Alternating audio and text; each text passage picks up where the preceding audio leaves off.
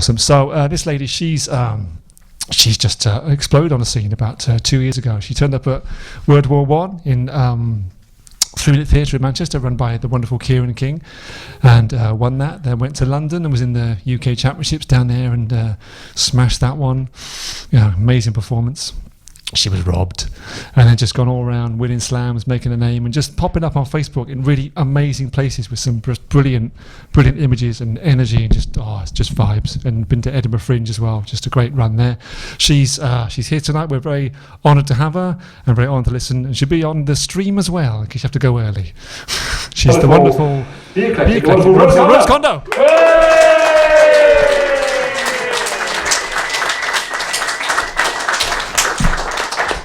Thank you. Cheers. Hi. This is my first time at the Bolton Socialist Club. It's fantastic to be here. This is not a UK accent. This is a Canadian accent. Exactly. And I'm really delighted to be here, and I'm really interested about the theme of National Poetry Day being light. And so in preparing for tonight, I kind of was exploring light in its different meanings. And so my first poem is more to do linking in with light in terms of weight and my aspirations to travel light, because I have moved around a lot, and I have tried to become good at traveling light and have managed to whittle down my personal possessions a fair amount. But I struggle with books. I'm a book lover, and so I really struggle to have few books. But even more than that, I write a lot. I write through experiences, and I've amassed dozens upon dozens of journals, and I don't know what to do with them, but they take up space. And so in an attempt to be a bit lighter, for a while I thought I would use this, a flash drive. I thought that could be the solution. You know, it's small, it's portable, I have an idea for something, I find the laptop, pop it in, good to go. And that mostly worked, but I was working on my laptop not that long ago, and I needed to check how much space I had left on my 3-year-old 8 gigabyte, carry it with me day and night, USB flash drive. I popped it in the slot, opened my computer, clicked on the external drive icon, and waited for my mile-long list of saved files to appear. And after a moment, I discovered, to my surprise and despair, that nothing was there. It was empty. The contents had been erased or wiped clean somehow. I stifled the sound of panic rising in my throat. No biggie, I tried to assure myself. I'm usually quite stealth about backing up my work someplace else. And anyways, really, what could it have held other than some random documents and a few old CVs? Nothing that couldn't be retrieved from my trusty old filing system, she says, pointing to her head. Only later did the dread slowly start to sink in when one day, on a whim, I wanted to locate a certain file and couldn't. I spent a long while going through all of my technical storage devices, even this empty flash drive. I checked it not once, but twice. I went through them all, and what I wanted was gone. Even now, I can't recall exactly what the missing file contained, except to say that it was something I had written. The start of a poem, perhaps, or maybe it was the opening of a short story whose brilliance, had I finished it, would have brought me fame and glory, and now it was gone. And it dawned on me, like one of those moments where you think you can see a shred of absolute truth about our lives, that this now empty 8 gigabyte flash drive was simply an indication of our temporary situation. Translation, nothing is permanent.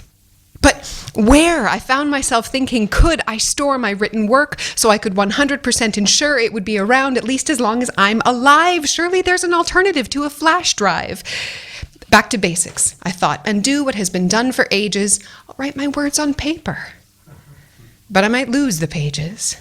I could, I thought, carve my words onto the trunk of a large old tree. That should guarantee my words will be around, at least until the tree gets chopped down. For me, you see, it's more than just the act of writing. Otherwise, I would do nothing but sit by the seaside all day, writing my words in the sand and watching them over and over get washed away. And it's more than just sharing my words with others far and wide. Otherwise, I'd go old school and write my words by plane in the sky.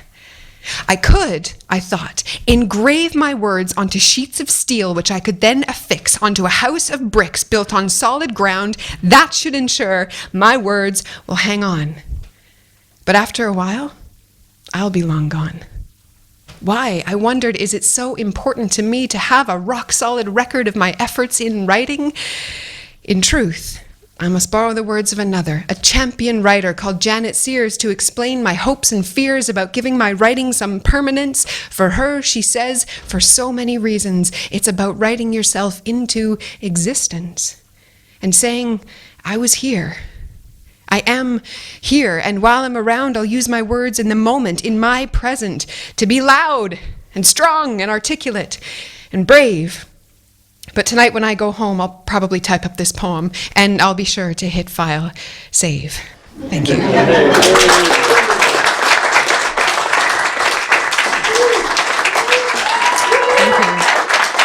Cheers.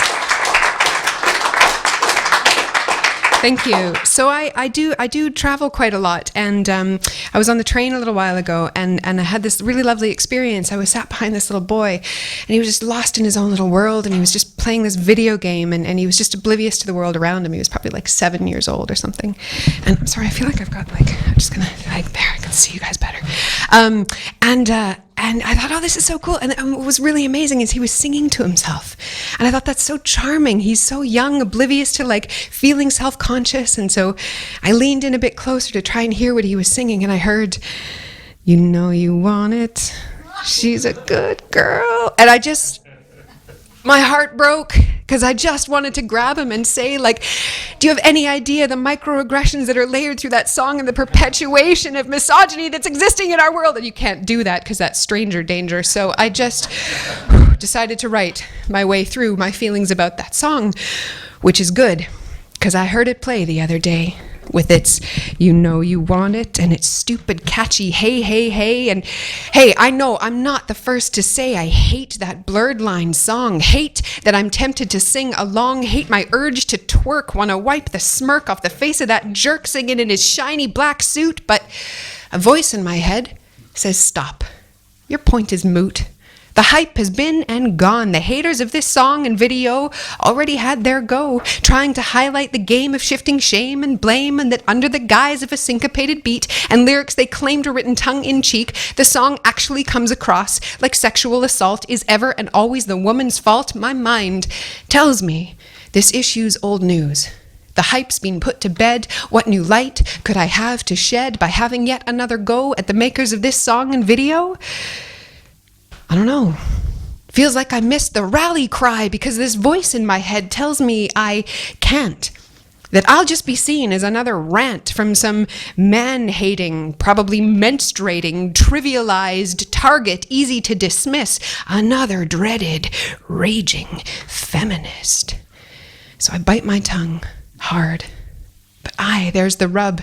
Because I ask myself, how will change ever come if I censor myself before I've even begun? If I let my fear of the feminist word stop me from challenging lines that get blurred, stop me from saying enough with the portrayal of women as playthings and hoes like the women portrayed in that Thick Pricks video. Whoa, whoa, whoa, pipes up this voice in my head. Those video rolls are there for the taking. No one is making those women glide and slide, dressed all skanktified, they decide. If it was so bad for them, they could have walked away. It was their choice, a job, and they got paid. Okay, I think it's true. Who am I to impose my views on how any woman should choose how she's portrayed? But I gotta say, if the argument is that it's her choice, shouldn't that mean having a platform where all of the options are seen? Shouldn't choice mean having the chance to choose between more than just the path to success being paved by being paid to wear a plastic dress? And yes, this song is just one of many, a random sample, but I'm holding it up as an example because through this mental debate, I've discovered that I've got to shed this other voice in my head, which turns out to be my own internalized patriarchy. So maybe it's time to let go of labels and fear and just say what I want to say. That's how I know I want it. Hey, hey, hey. Hey. Thank you.